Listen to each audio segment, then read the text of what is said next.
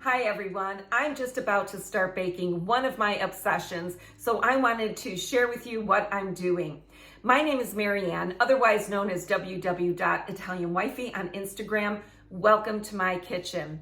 What I'm about to bake is just one thing that is a staple in my house. It's a breakfast bar. It makes a great grab-and-go breakfast.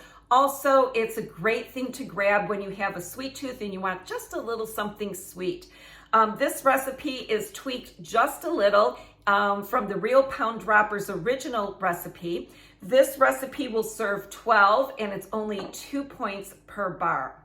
So I'm going to turn the camera down, start rolling so you can see exactly what I'm doing and we can start baking. So just a reminder that I print the recipe, I type it out at the end of my videos, so you don't have to scramble and write it down as I'm talking you through this. You can just pause the video at the end and take a screenshot so you'll have that. Okay, let's go. I'm gonna turn the camera down and let's start doing the baking. So what I'm doing here is I've got a 13 by 9 pan and I am just spraying it with some butter cooking spray. And that all went in my mouth, so hold on, I need to take a drink. Stop, drop, and chug. Okay, I will put this on the side, grab my bowl, and start putting everything into this bowl. Now, what I love about this is all the ingredients go in except for the chocolate chips, which I will fold in at the end. So let's start. The first thing that I need is 2 cups of Kodiak Power Cakes Flapjack and Waffle Mix, the buttermilk. I have it in a nice little organizer for my pantry. So I may run out of this, so that's why I have another box. So what I need is 2 cups. So let's start doing this.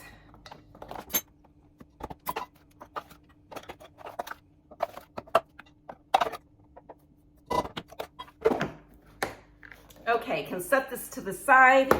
The next thing I need, 2 eggs. So I'm gonna grab 2 eggs.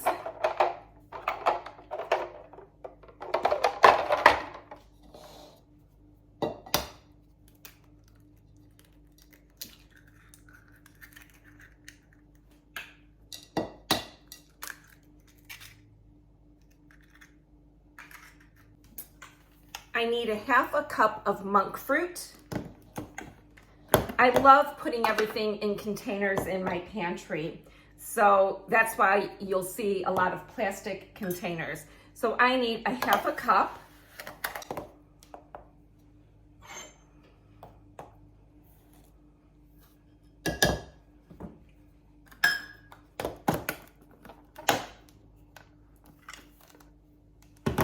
I also need a 1/4 cup of brown sugar. I'm using monk fruit, and a 1/4 cup has 4 tablespoons, so I'm just gonna go ahead and use a tablespoon, 2 tablespoon measure. So that's 1,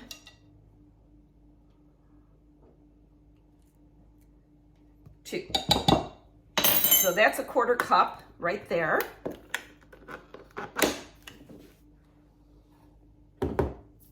And then I need some baking soda. I just need a 1/2 teaspoon. What I like about this recipe is everything is in one bowl and that's it. And baking powder calls for 1 teaspoon. I actually put in a heaping teaspoon because it's okay. I want them to get just a little fluffy. And then I need 2 teaspoons of vanilla extract. I'm just using pure vanilla.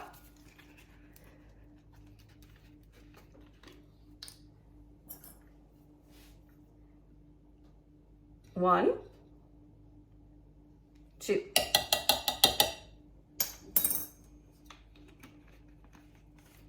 And then the last thing is some unsweetened applesauce. I need a 1/2 cup. So I'm just going to pour it out.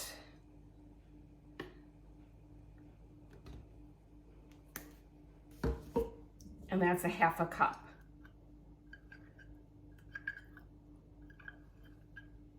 Okay, let's check that everything is in here. We've got the Kodiak cakes, we've got the eggs, we've got the monk fruit, both regular and brown sugar. We've got baking soda, baking powder, we've got vanilla, and we've got apple sauce. So now all I have to do is start mixing.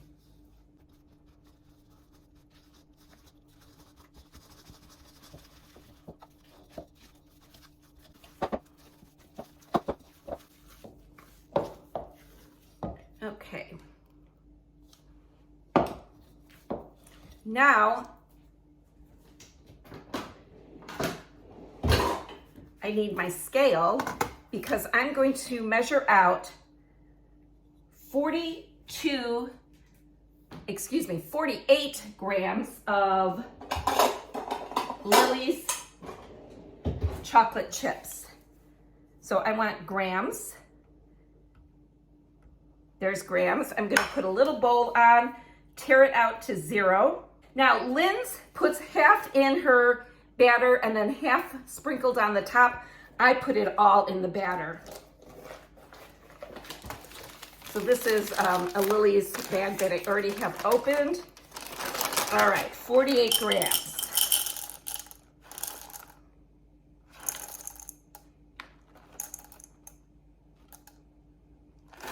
That's it. So that is all the chocolate chips. I'm going to get every last one in there and then start mixing again. This is a stiff batter. It takes a little bit to spread it in the baking dish as well. You know what I forgot to do? I think I forgot to preheat my oven. Oh, I did do that.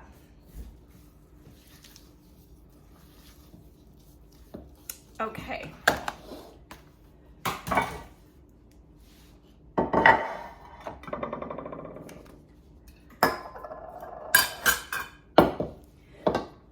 So what I like to do is I kind of drop it into globs in here and then do my best to spread it out evenly. I want to make sure everything's mixed in.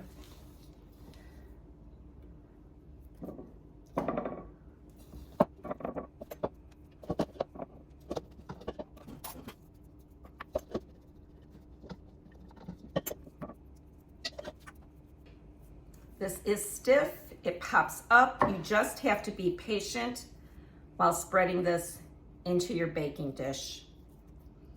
It's sticky.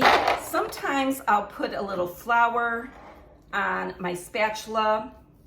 I can also spray it with a little cooking spray if needed. It's pretty good today.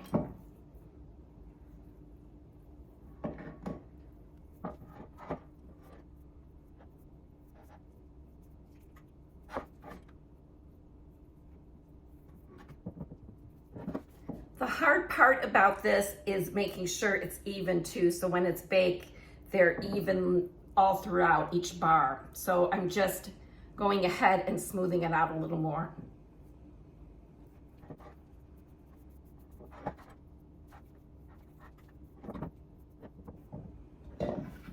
Okay, this is ready to be popped in the oven.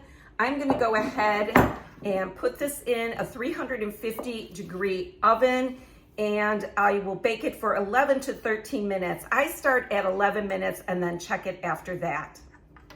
I'll be right back.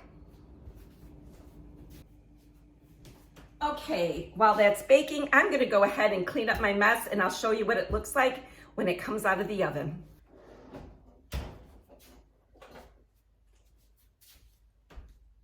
Right out of the oven, baked these for actually 14 minutes. Usually it's between 11 and 13 minutes, but I started with 11, added 3 more minutes, and these are perfectly golden brown, ready to cut as soon as they cool off. So I'll be back and show you what they look like when I cut them. So I'm going to cut these into 12 squares. Linds, the real pound dropper, cuts hers into 20 small squares for only 1 point. But I go ahead and I like a bigger bar for 2 points. So I just did a third this way, and now I cut it in half, and then I'll cut it in half again. So I'll get 6 on this side, 6 on this side, and that will be 12 skinny chocolate chip bars for only 2 points. You can cut them smaller and only have them for 1 point. That's great. Let me show you what they look like. Okay, they're all cut, so I want to show you what they look like.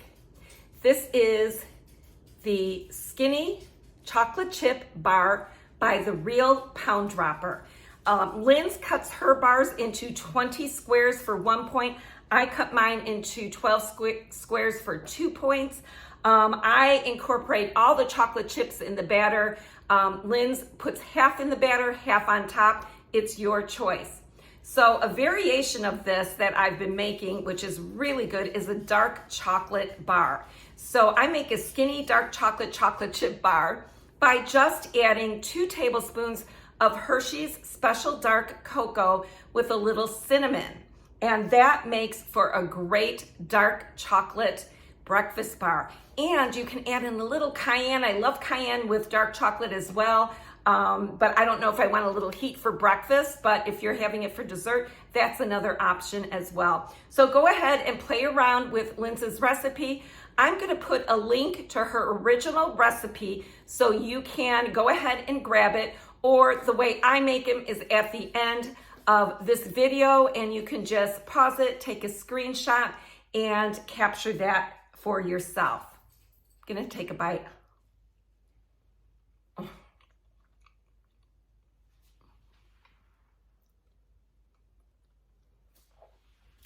Make these, you won't be sorry. Thanks for stopping by my kitchen. Ciao.